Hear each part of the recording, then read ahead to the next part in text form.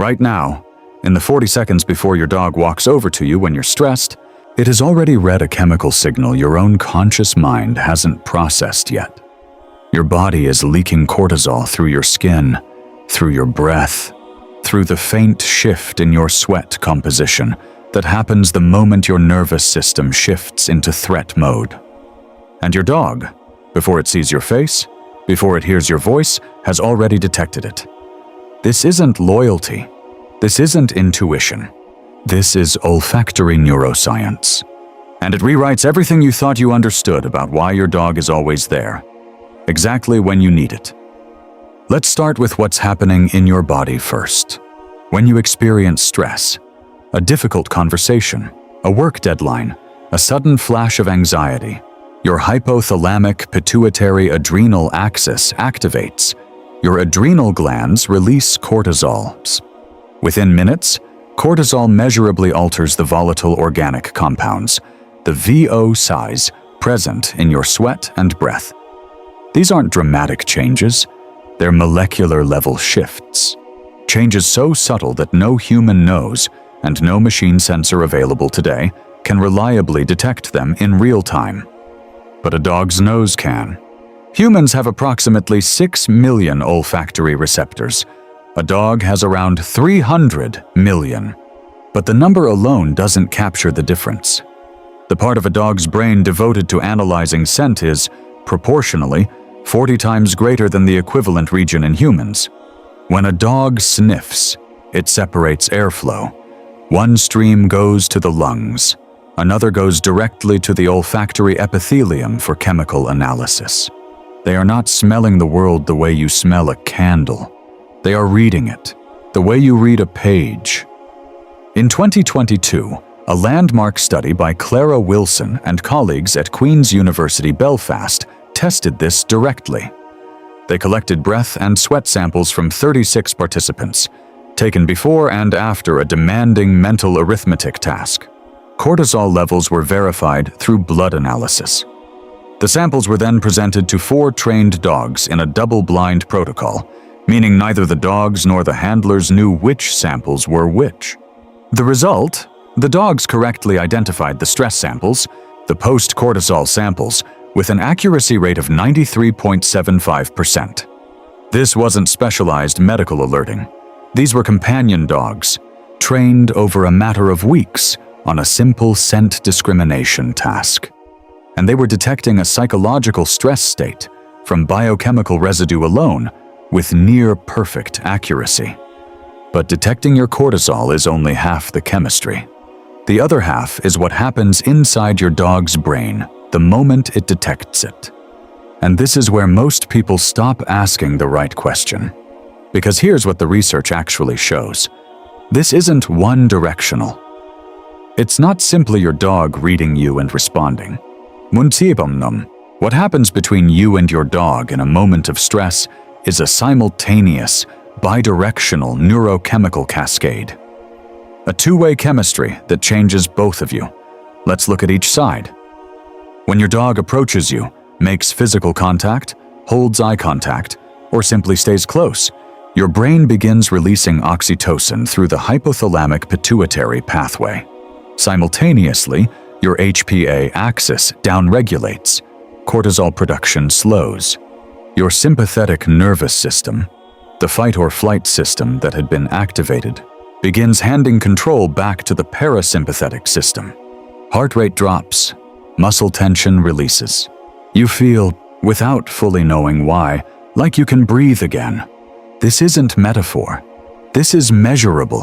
And in a 2003 study, Kirsten Uvnes Moberg, the Swedish neuroendocrinologist who first mapped the calming and social bonding properties of oxytocin, found that sustained tactile contact with a companion animal produced cortisol reductions comparable to some pharmacological interventions, without any of the side effects. More precisely, petting your dog for 18 minutes or more produces measurable cortisol reduction in blood serum. The 18-minute threshold isn't arbitrary.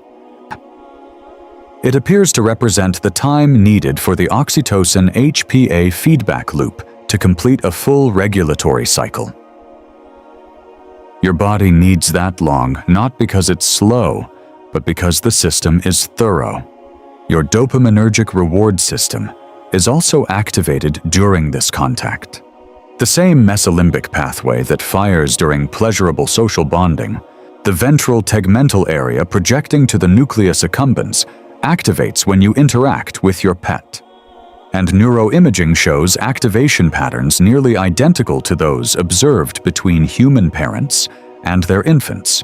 Not a diluted version. The same architecture, firing the same way. Now here's what makes this extraordinary. The same cortisol your dog just detected in your chemical signature. It's now triggering a neurochemical response inside your dog. A 2019 study by Lena Roth and colleagues at Linköping University in Sweden measured cortisol levels in 58 dog-human pairs using hair samples, a method that captures average cortisol over several weeks, not just acute spikes. This is important because it rules out same-day situational contamination. What they were measuring wasn't a shared, stressful afternoon. They were measuring long-term hormonal patterns. The finding was this: dogs and their owners showed synchronized long-term cortisol levels. When owners had chronically elevated cortisol over months, their dogs showed the same elevation. And the synchronization was strongest in the pairs, where the dogs had the highest attachment scores to their owners. This is cortisol contagion, emotional co-regulation happening at the hormonal level, across species. And it works in the positive direction too. When your stress drops, after that 18-minute threshold, your dog's cortisol also begins to fall. Your calm becomes their calm. Your nervous system is, in a very real biological sense, regulating theirs. There's also evidence from Miho Nagasawa's team at Azabu University in Japan, published in the journal Science in 2015, that dogs who hold sustained eye contact with their owners experience spikes in urinary oxytocin, just as you do. The gaze oxytocin feedback loop that binds human parents to infants, the same loop that fires when a mother and newborn lock eyes for the first time, was co-opted across species. Your dog isn't just reading your chemistry, it's entering a shared neurochemical state with you. Both of you changed by the same moment. This didn't happen by accident. It took approximately 15,000 years to build. The leading evolutionary hypothesis, supported by genomic research from Gregor Larson at Oxford in 2014 and behavioral ecology work by Brian Hare at Duke University, is that dogs didn't simply become domesticated through human selection. They selected us. The wolves that first moved toward human settlements weren't the boldest or the most aggressive. They were the ones with a particular neurological profile: lower basal cortisol, reduced fear response to human proximity, and critically, an ability to read human social and emotional cues that other wolf populations lacked. Those proto-dogs thrived near human camps. They gained access to food resources. They gained warmth, protection, higher reproductive success, and over generations, the behavioral and neurochemical traits that made them readable to humans, and that made humans readable to them, were selected for with extraordinary precision. The dogs who survived weren't the strongest. They were the ones most neurochemically attuned to human emotional states.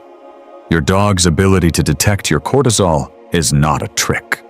It is the entire product of an evolutionary bargain, a mutual shaping of two species across thousands of generations, each becoming more legible to the other, each becoming more necessary to the other.